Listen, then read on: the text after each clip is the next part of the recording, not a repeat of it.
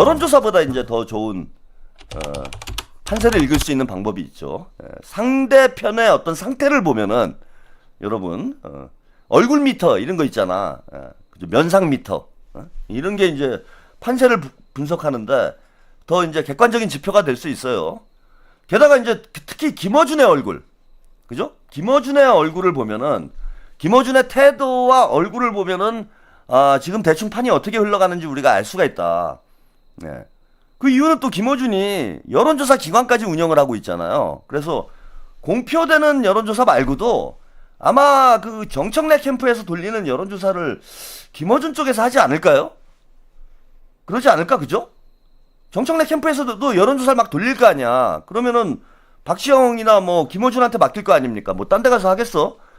그러니까 이제 우리가 공개되지 않은 여론조사 꽃에 나오지 않는 여론조사도 있다라는 거예요. 그 데이터를 김어준은 알고 있는 거죠. 김어준은 여론조사 어쨌건 기관의 오너이기도 하고 정청래 캠프에서 내부적으로 돌리는 여론조사를 다른 사람은 몰라도 김어준은 아마 알고 있을 거다. 그래서 김어준의 얼굴을 보고 있으면은 대략 판세가 예측이 된다라는 거야. 그죠? 이게 진짜 박빙이야. 여러분들이 볼 때 와 이거 진짜 박빙이야. 와 이 김용이 떨어질 수도 있어. 이러면은 김어준이 지금 얼마나 신나겠어요, 여러분. 한번 생각을 해보세요. 얼마나 신나겠어. 근데 최근에 어제 뭐 송영길 후보도 나왔고, 그제 뭐 또 김민석 후보도 또 나왔고. 근데 두 후보가 나왔을 때 여러분들 표정을 봐봐. 일단 저는 김어준의 마음이 김민석 쪽으로 많이 기울어졌다라고 봅니다. 아니 정청래한테는 선거 끝난 다음에 뭐 출연해 주세요. 뭐 일주일 내에 나와 주세요. 이런 얘기 안 했잖아요. 그죠? 근데 김민석 후보한테는 그저 손가락 겸손하게 하고 손가락 겸손하게 이렇게 했잖아. 손가락 겸손하게 하고 다음에 당선되면은 꼭 나와달라. 뭐 당선 안 되더라도 나와달라. 이런 얘기를 했잖아. 김어준은 안다는 얘기예요 지금. 이런 걸 보고도 감을 잡아야지 여러분들이. 자 오늘 그 송영길 어제죠. 송영길 후보가 뉴스 공장에 나왔는데 이것도 한번 여러분 분위기를 보시죠. 김어준이 과연 김어준의 면상 미터, 손가락 미터 지금 어떻게 가고 있는지 잠깐 뉴스 공장 영상을 보고 가겠습니다. 그리고 또 공통 질문인데 지금 아시다시피 그 갈등이 상당하지 않습니까? 정청래 후보를 지지하는 층과 김민석 후보를 지지하는 층의 갈등도 상당하고 두 후보 간에도 설전이 아주 대단한데 전당대회 이후에 이제 제3자로서 그 화해가 가능할지 그리고 본인이 그 화해에 역할할 수 있는 부분이 있을까요? 뭐 저는 가능하다고 봅니다. 그래서 우리 정청래 후보께서도 뿌리론을 강조하는데 김대중, 노무현, 문재인, 이재명의 이 그 각각의 이런 정책 유산을 하나로 통합시키는 노력을 해야 되고요. 제가 송영길이가 가장 적통을 가진 사람으로서 DJ가 영입했고 노무현의 수행비서였고 문재인의 총괄선대본부장, 이재명의 상임선대위원장. 그래서 제가 가장 중심을 가지고 양자를 통합할 수 있는 위치에 있는 게 아닌가 생각이 들고 저는 우리 김어준 총수께서 열심히 도와주시면 잘 통합될 거라고 봅니다. 자, 호남 분위기 어떻게 예상하십니까? 지금 호남에서 다들 역전한다, 굳히기 한다 또는 호남에서 반등할 것이다 얘기하는데 호남 분위기 어떻게 파악하고 계세요?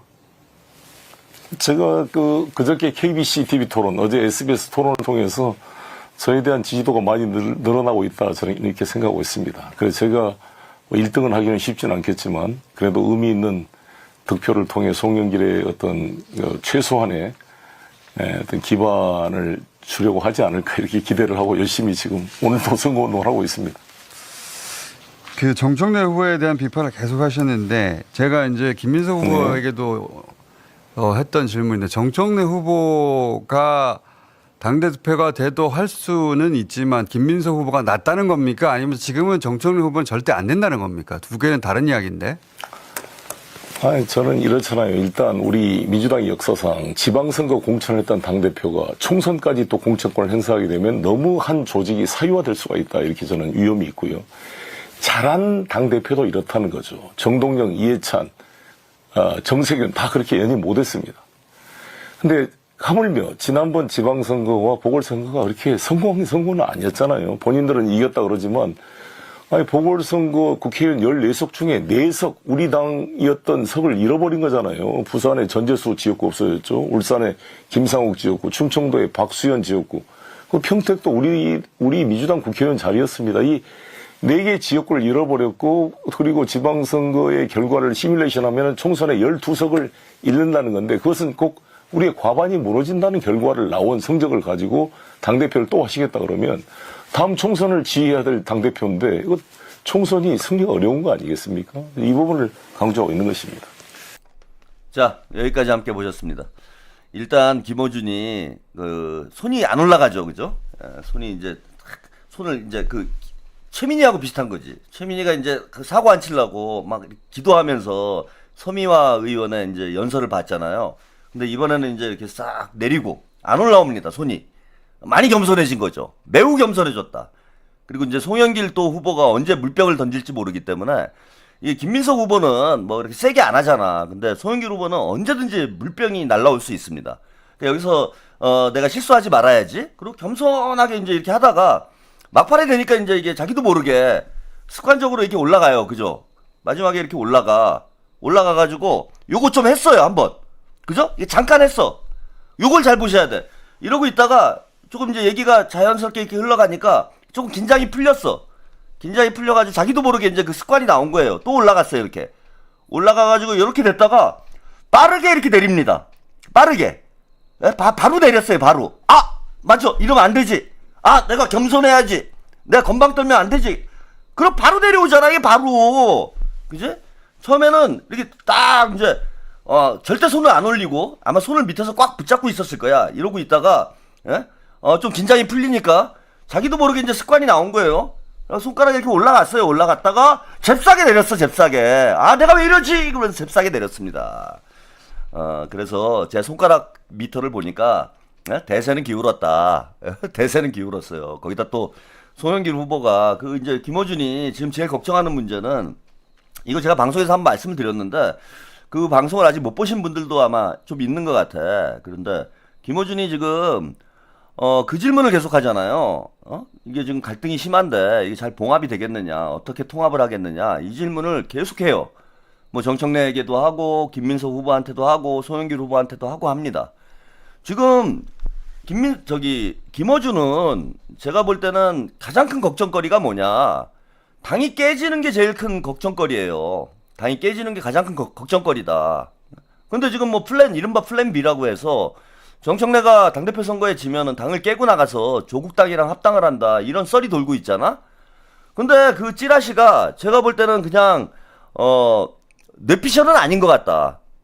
김어준은 그쪽 청래당이나 친문 진영의 어떤 내부 동향을 잘 알 거 아니에요. 저보다는 훨씬 더 잘 알겠지. 내부 동향을. 그러니까 실제로 그런 플랜 B가 언급이 되고 있는 거예요. 청래당 쪽이건 친문 진영 쪽에서는 저는 그런 얘기가 지금 나오고 있는 거고, 저는 정청래가 당을 깨고 나갈 가능성이 전에는 좀 높지 않다고 봤는데 최근에 이제 신천지 문제 시끄러워지면서 특히 이지은 사태 이후에 이지은이 이제 딱 걸렸잖아요. 지금 딱 걸리면서 정청래가 뭔가 의심스럽다, 당을 깨고 나갈 가능성도 상당히 높겠다라는 쪽으로 좀 약간 판단이 바뀌었어요.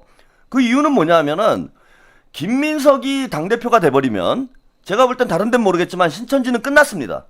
원래 김민석 후보가 신천지 특검 하자고 했었던 분이고 이번에 또 신천지 때문에 엄청난 피해를 입고 있어요. 당대표 나오면서 엄청난 피해를 입고 있고, 그래서 당대표가 되시면은 신천지 뭐 이중당적 문제 이런 걸 해결하는 건 뭐 당연한 얘기고, 민주당에서 신천지를 제가 볼 때는 다 솎아낼 겁니다. 솎아내는 거는 뭐 어려운 일이 아니에요. 합수본에 이제 명단 올려가지고 다 제명시켜버리면 돼요. 합수본에서 명단 대조해가지고 신천지 신도로 확인되는 사람들은 민주당 당원 자격을 다 제명을 시켜버리면 됩니다. 이건 어려운 문제가 아니다. 그 다음에 신천지 특검을 추진할 가능성이 있다고 봐요. 신천지 특검까지 간다. 왜? 김민석이 제일 큰 피해자고, 이거 뭐 본인이 피해자여서 문제가 아니라 민주당이 망하는 일이고 대한민국이 망할 수도 있는 일입니다. 이 정교 유착의 고리를 끊어내지 못하면은 국민의힘처럼 돼버려요. 민주당도. 정청래 같은 인물이 언제든지 당대표가 될 수 있는, 신천지를 등에 업고 언제든지 당대표가 될 수도 있는, 혹은 대선 후보가 될 수도 있는 상황이기 때문에 특검을 해서 정교유착의 고리를 완전히 끊어내야 돼요. 그래서 김민석 당대표가 되면은 저는 특검까지도, 신천지 특검까지도, 지금 합수본도 해체될 가능성이 높잖아요. 검찰이 해체되고 나면은 합수본도 지금 법률적 지위가 애매한 상황이 돼버립니다. 그러면 특검을 하는 수밖에 없어요. 그래서 특검까지 들어가게 된다. 그러면 신천지는 제가 볼 때는 완전 비상이에요. 그러니까 지금 목숨을 걸어야 되는 거야. 응? 신천지 입장에서 오면은 이번 당대표 선거에 자신들의 어떤 존망이 걸려있는 그런 상황이 돼 있어. 근데 정청래도 근데 운명 공동체가 된 거 아닌가 저는 이렇게 봐. 예? 지금 그런 정황이 너무 많이 보이잖아요. 운명 공동체가 돼버린 거예요. 그럼 신천지가 살아날 길은 뭐냐? 살아남을 길은 특검을 못하게 해야지. 여러분. 특검을 못하게 하는 게 살 길이죠. 특검을 어떻게 하면 못하게 할 수 있어요? 두 가지가 되면은 특검을 못하게 할 수 있어요. 하나는 민주당의 과반이 무너지면 특검을 못하죠. 지금은 특검을 할 수 있는데 민주당의 과반이 무너져. 그러면은 특검을 못하잖아. 그러면 160, 지금 몇 명입니까? 정확한 숫자를 제가 모르겠는데 160명이면 민주당 의원이 160명이면 10명을 빼가면은 특검이 안 되는 거예요. 10명을 빼가버리면은 특검이 안 되는 거야. 그래서 아마 저는 신천지 쪽에서 압력을 넣을 수도 있다 지금. 너 이거 탈당 안 하면은 내가 다 깐다. 왜냐면 이게 운명 공동체가 되면 코가 끼는 거예요. 같이 죽는 거야 같이. 그럼 신천지에서 니네 내 도움 받았잖아. 너 이낙연이건 뭐 정청래건 추미애건 야 누구건 내가 다 깐다. 이러면 그냥 끝나는 거잖아 정치 생명이. 그러니까 10명 데리고 나가라. 이 얘기를 할 거라는 거야. 제 느낌적 느낌은. 그러니까 탈당 가능성이 저는 높아졌다라고 보는 거예요. 신천지 애들의 움직임을 보니까 야 김민석이 되면 우린 다 죽는 거야. 그리고 김민석이 되면 아마 특검을 할 수도 있어. 야 그러면은 그냥 당을 깨버려야 돼. 과반을 무너뜨려야 돼. 그래서 10명을 데리고 나가가지고 무슨 뭐 민주개혁이 어떠니 저떠니 이런 건 다 명분인 거고. 예, 이런 식으로 해가지고 특검을 막아보겠다. 뭐 막을 수 있을런지는 모르겠지만은 그런 어떤 저는 플랜을 짤 가능성이 상당히 높은 겁니다. 그래서 당이 깨질 가능성이 지금 상당히 있다라고 봐요. 제가 볼 때는. 자, 그런데 문제는 뭐냐 하면은 당이 깨지면은 가장 큰 피해자가 누구냐. 뭐 물론 민주당과 이재명 대통령이 가장 큰 피해자가 될 수도 있지만은 그건 상황에 따라 달라질 수 있어요. 예. 그리고 뭐 특검을 민주당 과반이 무너졌다고 해서 꼭 특검이 안 된다고 보진 않아 저는. 왜? 자, 그걸 반대할 수가 없어요. 명분상. 조국 당에서 어떻게 반대할 거예요? 민주당 과반이 깨졌어. 그리고 청래당이 탈당을 해가지고 조국 당하고 손 잡았어요. 손 잡아가지고 야씨 니네 안 돼. 절대 특검 못해. 그러면은 저기 진보당, 기본소득당, 사회민주당이 야 우리도 특검 반대야. 이러진 않을 거 아니야. 그럼 거기가 몇 석입니까? 6석인가 되지 않아요? 6석이 되잖아. 만약에 150석인데 청래당 애들이 160석에서 청래당이 10명이 나갔어. 그럼 150이 되잖아. 그래서 뭐 한 명 더 가서 11명 나갔다 칩시다. 11명이 나갔어. 그럼 149가 되잖아요? 149가 되면은 민주당 단독으로 특검이 안 되지. 근데 문제는 조국당까지는 모르겠는데 조국당도 웃기잖아요. 이걸 반대한다라는 게. 신천지 특검을 반대한다라는 게 조국당도 웃기다고. 그래서 반대하기도 제가 볼 때는 어려울 뿐더러 설령 조국당이 반대를 한다고 그래도 어딥니까? 진보당이나 그 다음에 기본소득당, 사회민주당이 신천지 특검을 반대할 이유가 없잖아요. 그러면은 최소한 6석은 확보가 되는 거예요. 민주당에서. 그러면은 특검을 못하게 만들려면은 어떻게 해야 되느냐? 15석 이상을 데리고 나가야 된다라는 거야. 정청래가 15석 이상을 데리고 나가야 돼. 근데 그거는 제가 볼 때는 쉽지 않아요.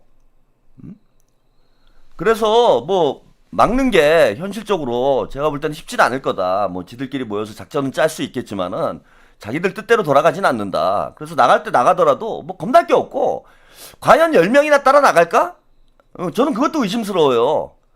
청래당에서 과연 10명이나 청래당 의원들이 따라 나갈 사람이 있을까? 문종복? 최민희도 안 나갈 것 같아. 최민희 뭐 최고위원이 되면 나가겠어요? 한민수? 이성윤? 또 누구 있지 10명이? 아무리 생각해도 난 안 나오는데 숫자가? 그래서 뭐 나가는 거 저희들이 두려워할 필요 없다고 저는 생각을 합니다. 근데 이제 문제는 뭐냐면 제일 골치 아픈 게 김어준이에요, 여러분. 김어준은 이거 어떻게 해? 정청래가 나갔어. 조국이랑 손을 잡았어요. 그러면 김어준은 같이 따라 나가야 됩니까? 아니면 민주당에 있어야 됩니까, 여러분?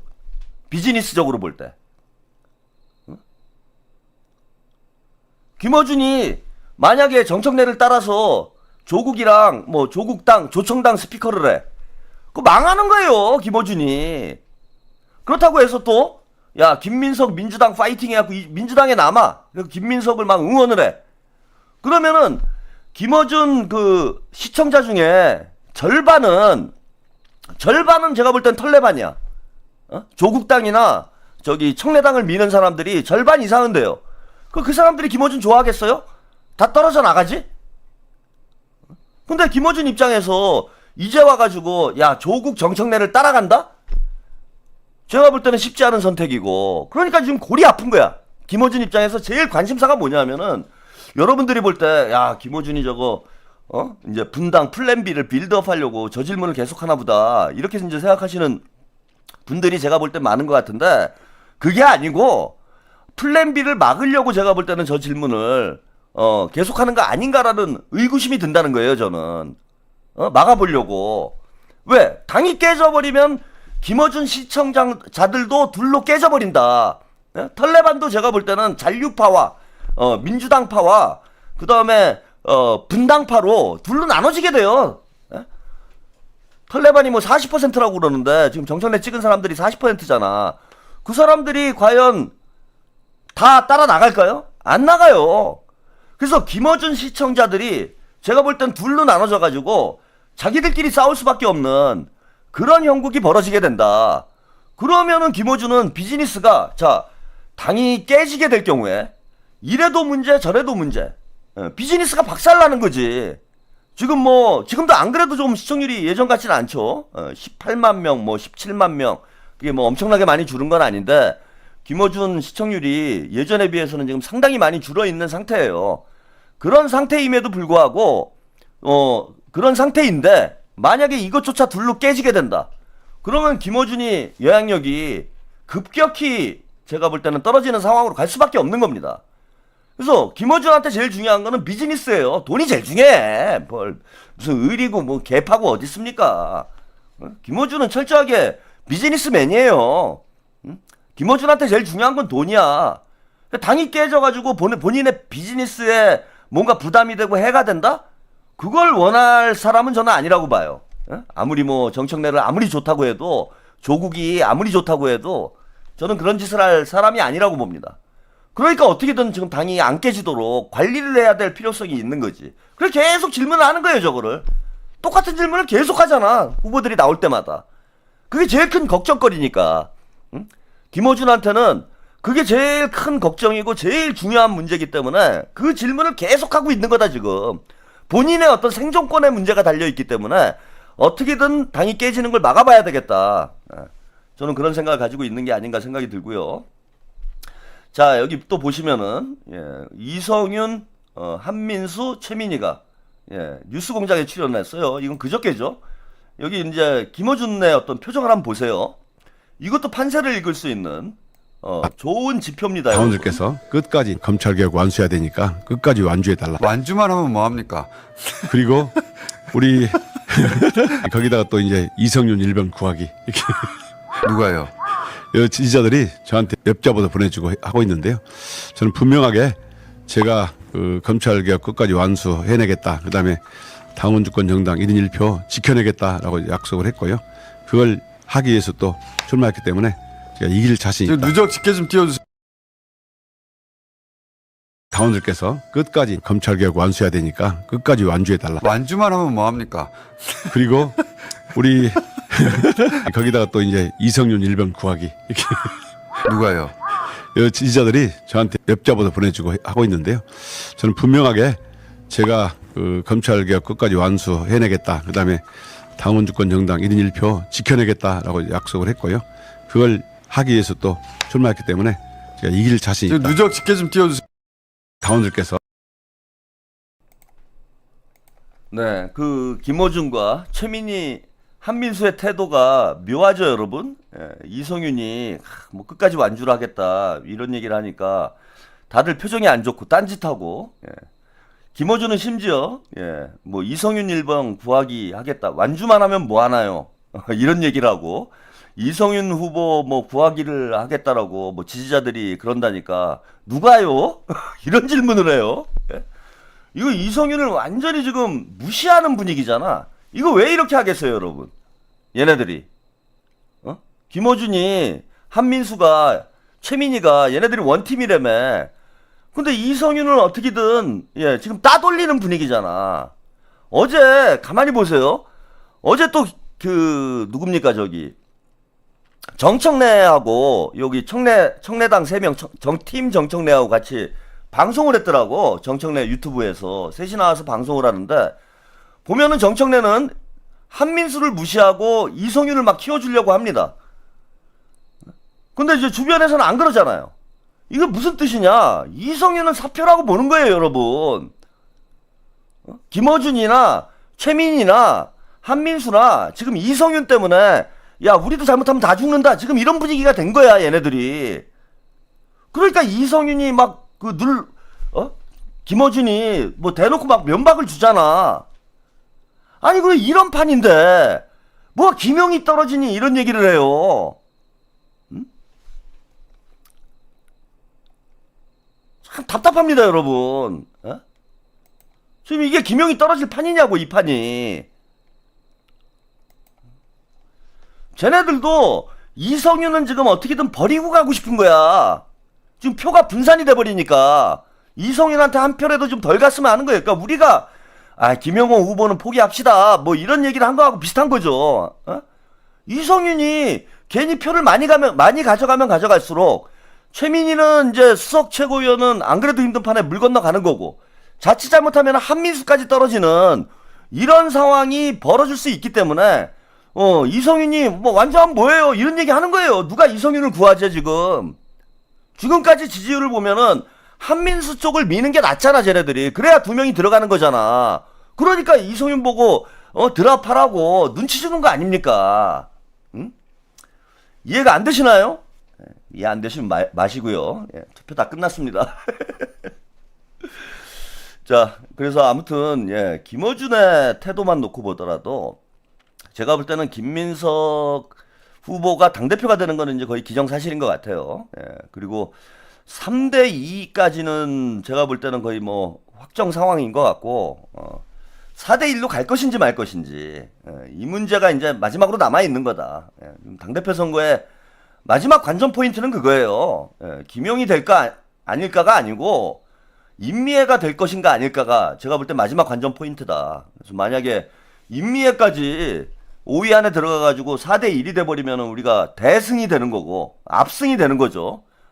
김민석 후보가 50%를 1차에서 50%를 돌파를 하고, 그 다음에 임미애까지 4명이 최고위에 들어가게 되면은 우리는 이제 압승이 되는 거예요.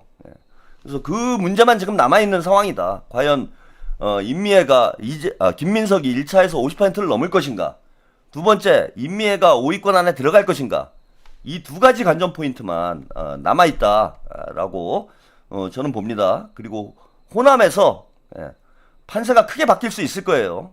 여러분 기대를 해주시기 바랍니다. 제 예상이 맞을지 예언이 맞을지. 저는 호남을 믿습니다. 호남 유권자들을 저는 믿어요.